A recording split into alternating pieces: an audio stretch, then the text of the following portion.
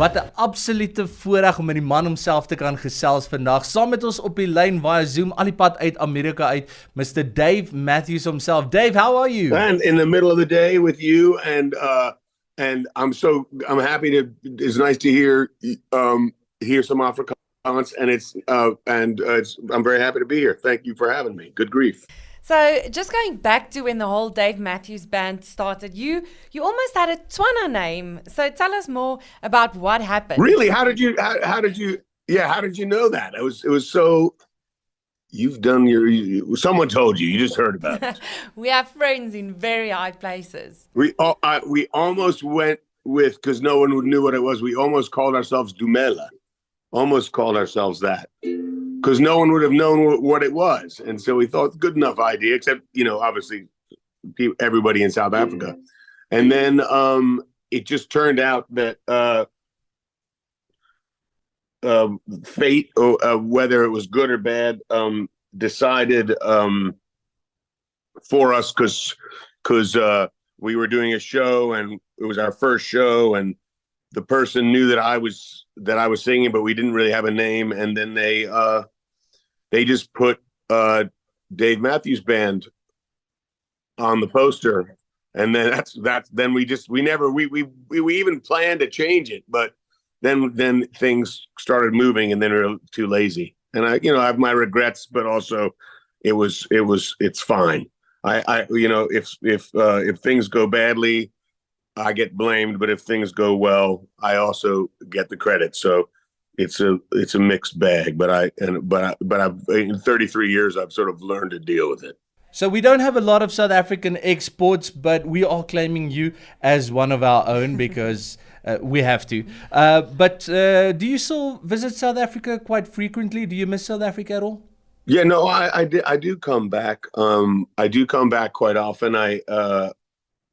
I was just talking about the fact that my kids, I come back often enough that my kids have friends that they consider some of their best friends that are South African. So they grew up together, so we come, my wife and our kids have and we've also, I think my wife would agree, have some of her best friends are South African. So we come back a lot more. I don't play as often as I come, which is probably obvious, but I do feel a part of me is South African, and a bigger part of my formative years were in the States, but high school is a pretty important time, and that was there. And then of course my parents are both born there, and our families go back there, and so I have family and friends, and so I do feel I'm not short of family and friends when I go back. It's not like we were in the, people always, when I say I'd spent high school in South Africa, people in the States always say, are your parents in the military? And I'm always like, well, I don't know what they'd be doing over there, but no. One of the few places America doesn't have a military base, but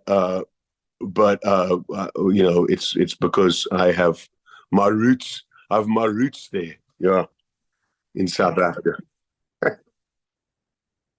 Yeah, for sure. I can, but only because I spend so much time there, and I can still pull off a bit of a South African accent, but I never really had one. I just hung out with a lot of people who did. And then also, but my Afrikaans was terrible, but I can make out things or bits here and there. But my Afrikaans is probably as good as my Spanish, and I say that with a little bit of shame. I should be able to speak both languages, considering where I am and where I've been. You mentioned high school in South Africa. So what schools did you go to, and what fond memories do you have of going to school in South Africa? Yeah, mainly friends. I was a pretty useless high school student as far as my studies went and sports. I because I was at St. Stithians, I had to do your obligatory sports, but I was never committed. And but you had to do them, or I don't know. It wasn't really. It was compulsory. I don't think I was a good athlete or a good academic. My academic performances weren't great either, but I think I could have done better in both things had I been committed. And then, so I think in the end, I think I got a broad education because I went from St. Stithians to the Art, Ballet, and Music School, which I found even a little more stifling than St. Stithians. And then Damlin was perfect because you just vanished. You just, because there's so many people there, it just vanished, and it was in the middle of Johannesburg, and it was madness. I kind of liked it. And there was a breakfast place called Faffer's that we used to go and eat. I doubt it's still there, but I used to go and have my eggs and take an escalator up to the school. It was very, felt very invisible, which was perfect. And I had very long hair, which is also perfect. So obviously not the typical rugby player look that you had back in the day, right? No, I enjoyed it. I still enjoy rugby. Not playing it, but I'm a good participant from the stands, and so it's a great sport. But I would prefer not to be involved directly because I'll get my ass kicked. So Dave, just coming around to the brand new music, Walk Around the Moon is a 2023 release. It released now in May. Is this a completely different sound to all of the other Dave Matthews albums we've come to love and appreciate over the years? I still think it's pretty mixed up. I think it's lack of focus, which is, I think, better for us and maybe harder for our record company. But if there is still a record, I don't even know what a record company is anymore, but I think we're still somehow connected. But I don't really know how to go about defining or confining what style of music we play. But I think we're defined more by the people that are on stage and on the recordings than all the guys that I play with who I love and are my second family. And still Carter and Stefan are still the rhythm section, and Tim and I are still covering guitars. And there have been some changes. The guy who played violin for us wanted to move away from where he was, and that's good decision for him. But we've got a couple people, and we lost one of our horn players. But really, the sound of the band is all these different voices, and then I'm sort of at the middle of it, writing songs. So I kind of chase. I guess maybe the band sounds like the combination of all of us, and then also this sort of songwriting of living all over the place and liking all kinds of music, as long as I think it's good.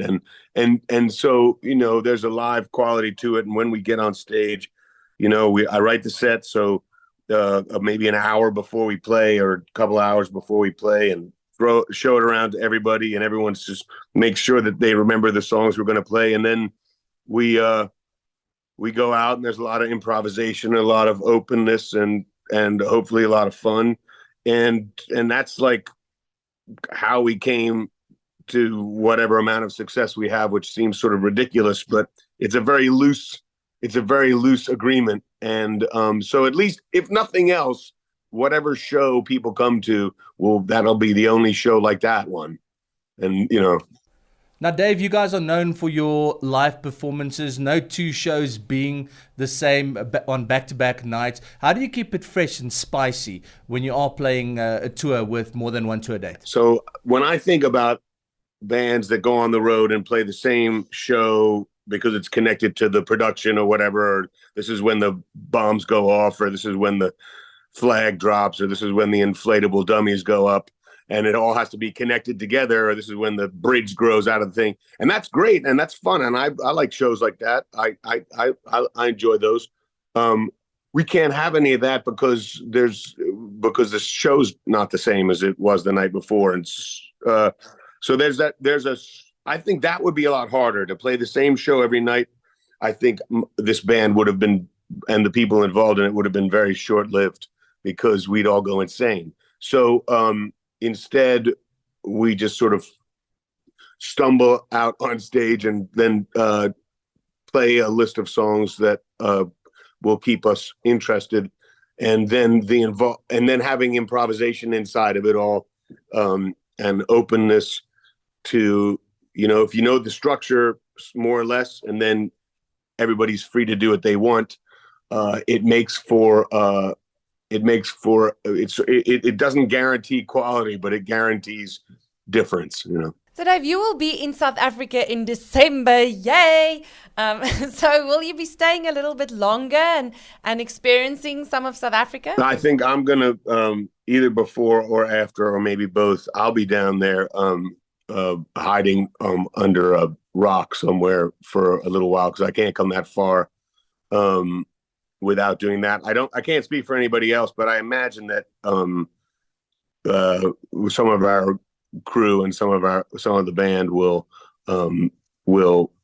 stick around, like I said, either before or afterwards, because it's a pretty beautiful place and there's a lot to see.